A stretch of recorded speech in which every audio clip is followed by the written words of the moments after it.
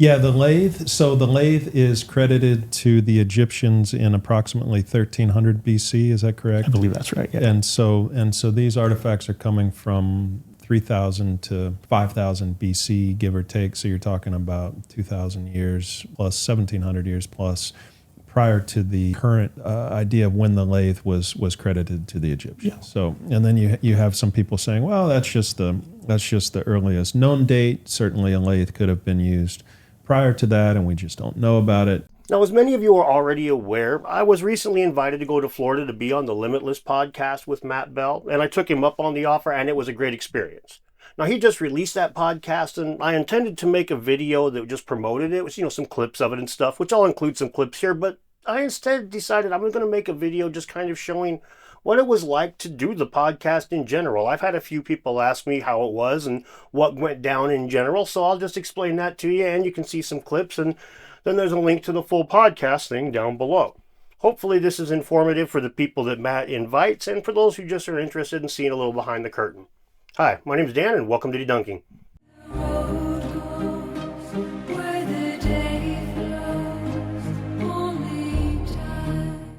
At the end of June of this year, Matt asked me if I'd be interested in being on the Limitless podcast, and my answer was, sure, man. I'm poor white trash though, so I can't really fly down there. He's like, oh, I'll fly you down here and I'll put you up in a hotel room and stuff. And I'm like, okay, yeah, that sounds great. I'd seen a few of the Limitless podcasts, and he seems like a pretty good interviewer from what I knew at the time, and he seemed pretty down to earth, and I knew that he owned tons and tons of the vases of that Uncharted X persuasion, so I was interested in checking those out as well. Quickly, I was put in contact with Jo, his assistant, and she's great, by the way, but she's asking me questions that I'm just not used to being asked. Is this going to be comfortable for you? Is that going to be okay? And it's like, oh, yeah, all this is like way okay. I'm used to being put up in these tiny little motels and shit with the, you have to lock the doors close at night or you're going to get stabbed. Because when I went to places out of town, it was generally to do construction work, and they're not putting you up in nice places. But they had no problem putting me up in like really nice places I felt a little out of place, to be honest with you. I was like, oh man, I shouldn't be using the workers' entrance in the back. But anyway, I knew that Matt was going to be pretty down to earth. The more of the videos that I watched over the next month, as I had like a month before I went down there, the more videos I watched of him talking, the more I realized this is going to be a pretty decent interview. He's pretty down to earth and pretty even keeled, and I wasn't disappointed. Let's try to visualize what was happening with these remains and with these Clovis points and that were found in Washington then, and kind of what was happening. Can you talk a little bit about the evidence for that, where it's been found and what we have? Well, in East Wenatchee, the East Wenatchee Clovis site was extremely unique because it was had a bunch of these, but the next picture, the halves, that right there, these are bone, and these are to splice the arrowhead onto a shaft, right? This is to the middleman there. But those bone rods, that's how we know for certain how old that site is. We can date those in numerous ways. And so those would attach to the spearhead and then attach to the spear itself. Yes. So that those bones would connect the spear to the that's what they think. They're not 100%, but that's what their guess is. Okay, and those date to those about 12,000 BC. 12,000 or maybe 12,000 years ago. Sorry, about 10,000 BC. Okay, talking about right in the middle of the Younger Dryas, essentially. So those would have been used to hunt large mammals that would have existed in North America prior to their extinction, which took place between 12,800 and 11,600 years ago during the Younger Dryas. Yeah. So then it's time to depart, and I got on my plane and flew down to Florida. And first time I'd flown since 2005, so that was a little interesting. But when I get there, I meet up with Ryan, which is basically, Ryan is to Matt what Jamie is to Joe Rogan. He's the producer, and like he's got his fingers in a lot of aspects of the Limitless pie. He did a pretty dang good job too. Ryan's a cool dude. I like Ryan. Anyway, Ryan picks me up and he's driving me around and takes me to my hotel room, which was kind of nice. It's a place you might have heard of. It's called the Ritz-Carlton. I guess it's kind of an okay hotel. I don't know.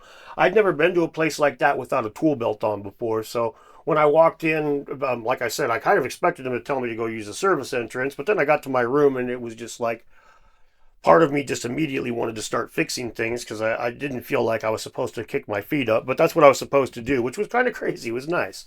Definitely the nicest hotel room I'd ever been put up in by a country mile. And Anyway, though, I didn't have a lot of time to experience it when I first got there. Just a quick time to hit the bathroom and stuff and shower before we went and had dinner. And which I sat with Matt for the first time, and he kind of threw me for a curveball because I knew what to expect from him in the interviews and stuff. I'd seen some glimpse of his personality, but talking to him at dinner, right off the bat, it was like, I see what kind of person you are, and I'm impressed, sir. If you could go one place in time, back into time, and see what people were doing, where would it be?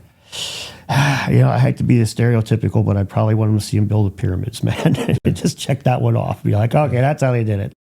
As we sit down to eat dinner, Matt tells me that the sea bass that they have is amazing and that he would order it, except for that he's now a vegan.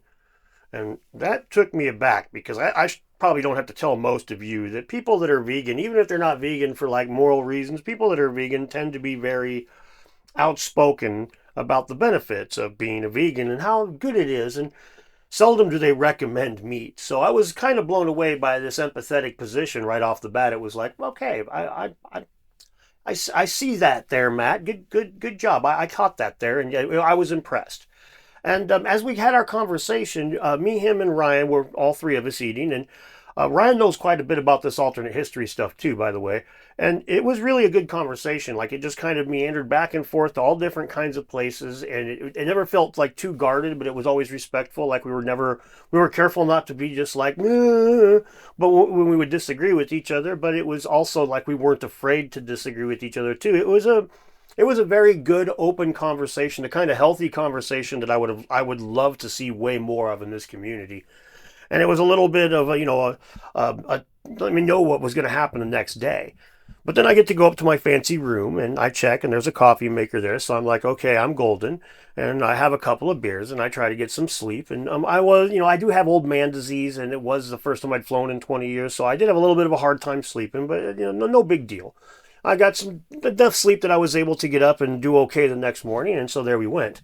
Why people have to be so yes or no, skeptical or believer, identified or not identified. Like, people just pick one side or the other and they're all in. It's like, I'm 100%, I'm a believer. I'm 0%, I'm a skeptic. And Flint has gone really to that 0% skeptic on anything outside of what's been proven.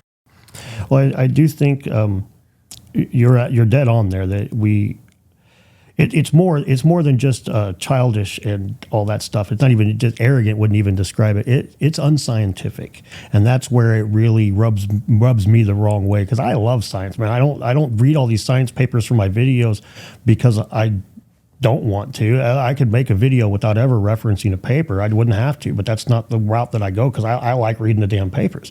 When they take it to the extreme where, like you say, there's zero chance of it. Well, it's like, man, what good are you? If it's your job to investigate this shit and you look at it and just say, no, what good are you? You're no better than the person who says God did it. We find out nothing because of your bias. Mm-hmm. So if you aren't going to roll up your sleeves, just go away is my opinion on it. Now, my only real complaint comes the next morning when I got up and I went to make a cup of coffee, and I realized that it wasn't a coffee machine, it was an espresso machine, and there was no regular coffee there.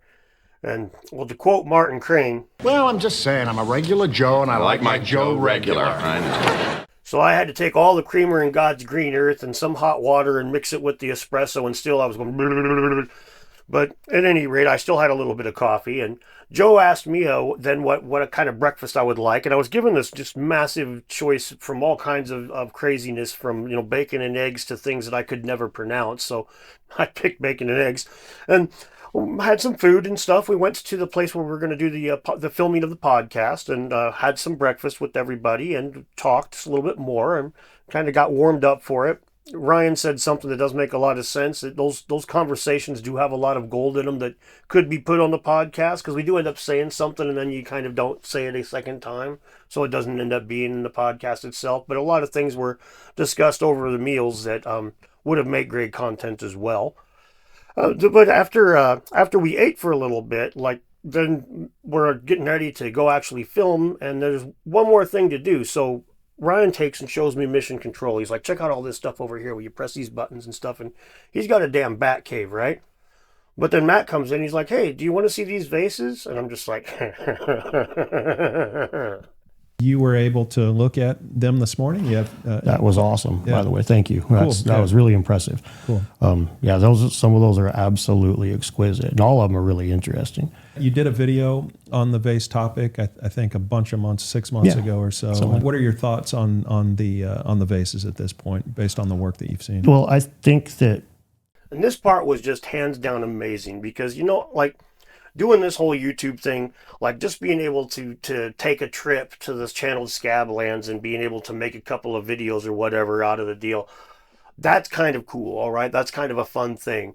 But to mingle the business and pleasure and make a couple of dollars on the vacation, or at least mitigate the cost of the vacation, right?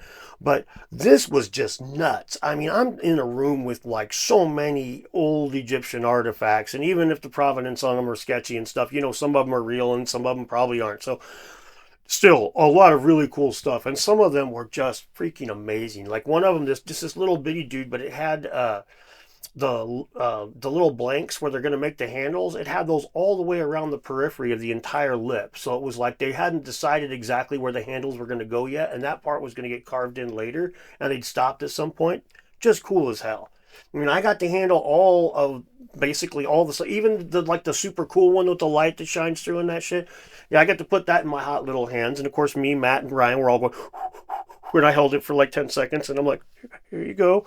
But I mean, I got to hold it, man, and put my fingers on the inside and feel the tooling marks and shit. And it is cool, man. This was the part right there where it was just like, it's almost, in hindsight, almost surreal to think that I was like in the room touching all of these little things at willy-nilly at my heart's content. And yeah, it was awesome. And still, thanks for that part, Matt. If nothing else, thanks for that experience, because holy shit, was that cool.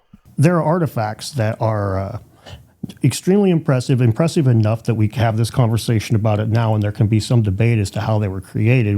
We still don't know completely how they were made. The polishing on the inside is really that one that everybody talks about, the lights. That one was just super impressive. That middle, I mean, I cannot tell you guys enough how impressive it is. It was like, you see pictures of it, it don't do nothing. Finally, we went to record, and Ryan, like I said, was extremely helpful there. He was just all over the place, especially making sure that we knew what graphics were going to be on the screen when we were doing the video. Like, we were talking about the Clovis artifacts, and he just pulls the shit right up and starts showing it on the screen in real time as we're talking about it, so we can look and be like, well, okay, blah, blah, blah. See, this is what I'm talking about. Oh, okay. It was very helpful and kept the conversation flowing very naturally. He didn't miss a beat. It was very cool. And we talked about all kinds of stuff. And just like at the meals, we were able to disagree at times, but without being all challenging and disrespectful. It was actually really fun. We talked about all kinds of stuff, like all kinds of stuff.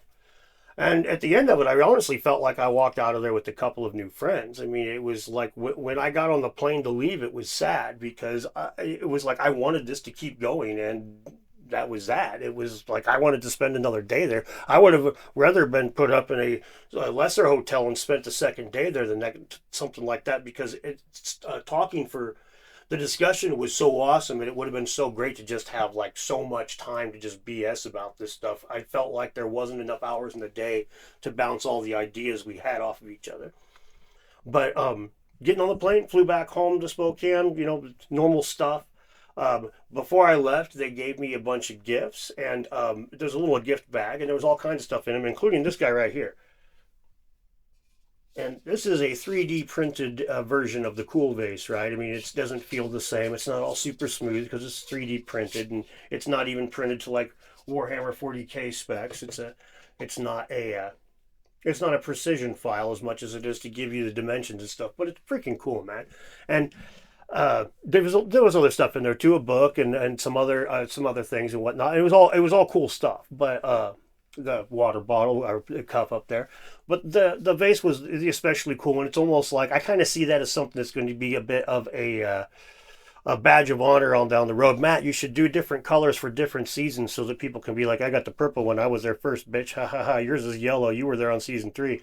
Because I do think that this podcast of his, the Limitless podcast, is going to keep doing better and better. Not only does he get good guests on there besides me, but he's a good interviewer, and he's got like his finger on the pulse in this stuff. He's aware of what's going on in the community, and he's truly passionate about it. He's not trying to make money off of this. He's trying to get the word out, and that I mean, it's hard to beat somebody like that when it comes to those things. That kind of genuine passion really does shine through. And I had a really great time. And I want to say thanks to Matt. I want to say thanks to Joe. I want to say thanks to Ryan. All three of you. It was really awesome. I appreciate the invitation, Matt. I appreciate you taking care of me, Ryan. I appreciate you helping take care of me, Joe. And I want to say thanks to all of you who watched this far. And I want to say thanks to my Patreon supporters. You guys rock and help me keep doing these kinds of things. I'm slowly getting to the point where I am going to be making enough money to continue to do this as my only thing. So that's a lot of that is thanks to you Patreon supporters. You guys have really been helpful in that whole regards. So all right, another video coming soon, and I really appreciate everything. If you get a chance to go check out Matt, or if you're invited to go to the Limitless podcast, just tell the man, give me a ticket for an aeroplane and fly your ass on down there, because I do not think you will regret the experience. I will almost guarantee you won't. Have a good day. Yeah,